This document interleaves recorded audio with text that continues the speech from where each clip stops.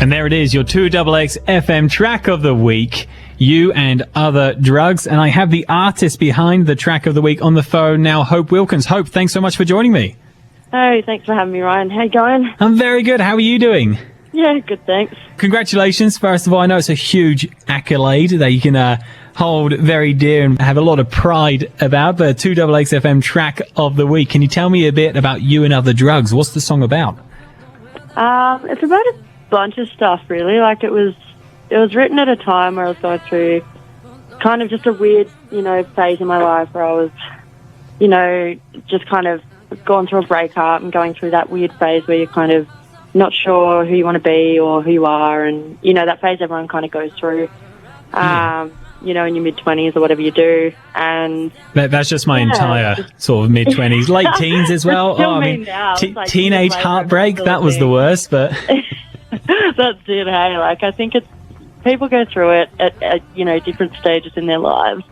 And I just kind of was sitting there reflecting on it a bit, and it was actually written with my my guitarist in my band. We were sitting in this dingy garage, just kind of writing music and, doodling and playing around with a few things.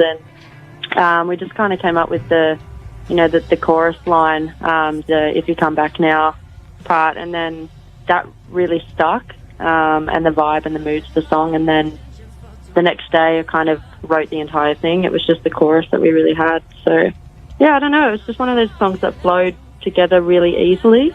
It feels really quickly. Yeah, it does feel very natural and it's a very real song, and you get that through the lyrics and even your vocals. It really comes through that authenticity. Oh, good. That's what I was going for when I was 6 beers in, and there we go. Big tick. There we are. Your music at a whole. So, how long have you been working as a musician within Canberra, or producing music? It wasn't, I put, I guess the first debut single, Waste, went out, just over a year ago now, in March last year. And, maybe it wasn't until probably, a year before that, not even a little bit earlier, that I decided music is what I want to do, and I really kind of set my plans to it. Can you remember what that moment was?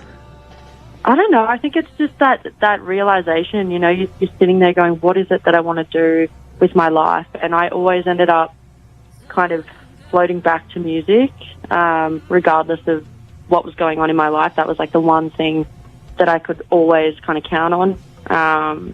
And yeah, I don't know.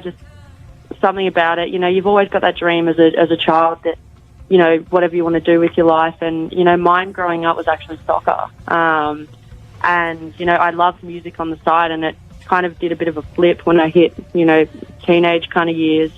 And, yeah, music completely overtook all of that. So it just hit a certain point where I was like, that's what I want to do, and I'm going to find a way to do it, and I'm not really going to stop until I figure it out, I suppose. Yeah, I think that's a fantastically beautiful sentiment, and I am going to, as an Englishman, completely bypass the fact that you called it soccer and not football. I'm just going to ignore that.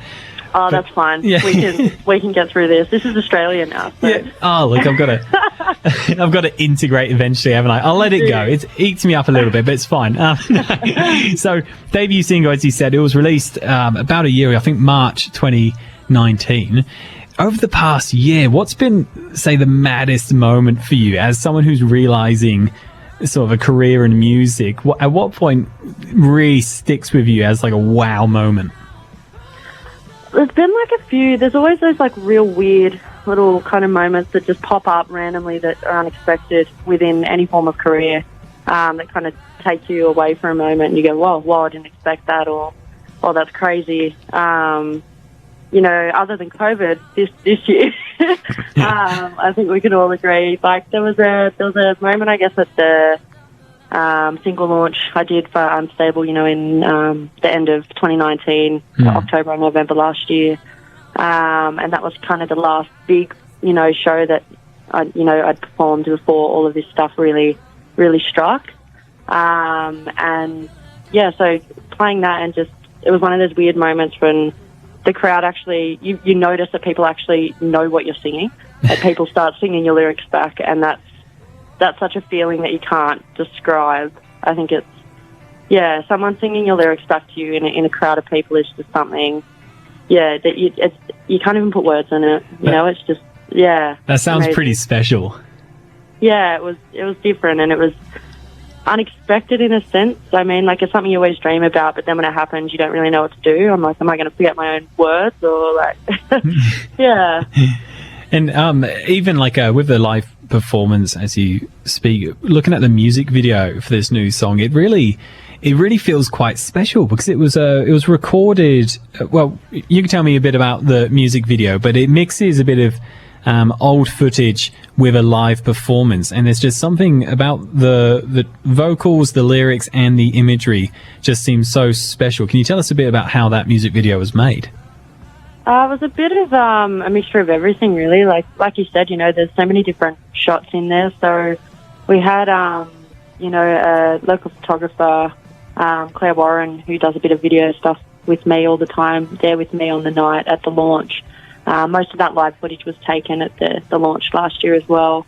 And Matt, ONG as well, who does a bit of video stuff and also helped and did an amazing job on one of my other music videos as well, was there shooting that live footage.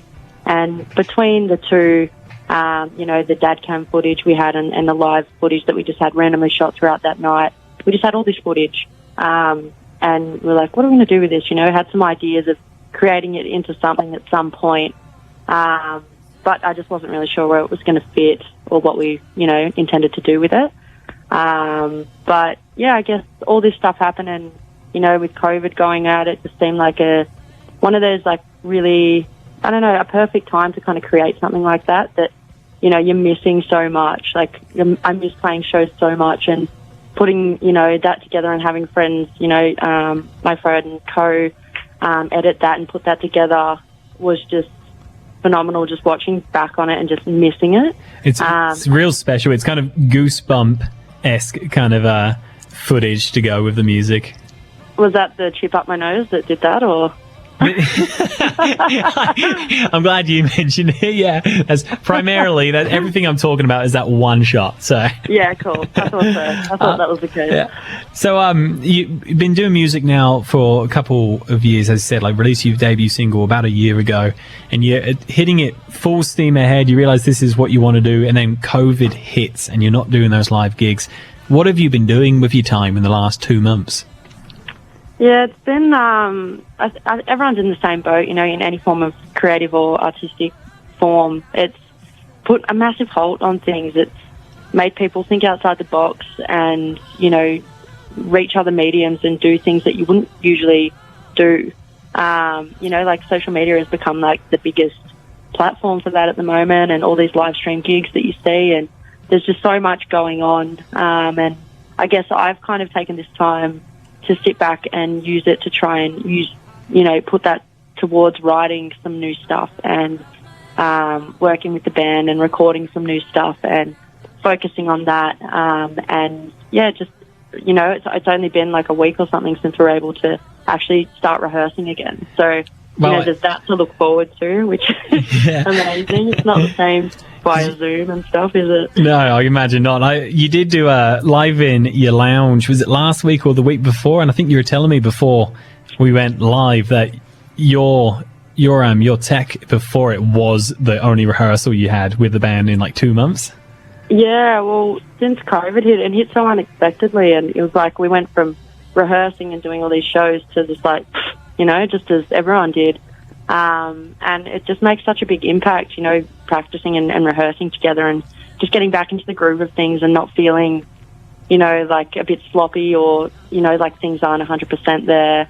And so we kind of went in blindsided and just went, you know, let's just do this. It's going to be great. I miss playing. Let's, you know, put this together. And the boys were really excited and just kind of got up there and, had sound check. They were lucky, you know, the crew at Live in Your Lounge are just amazing.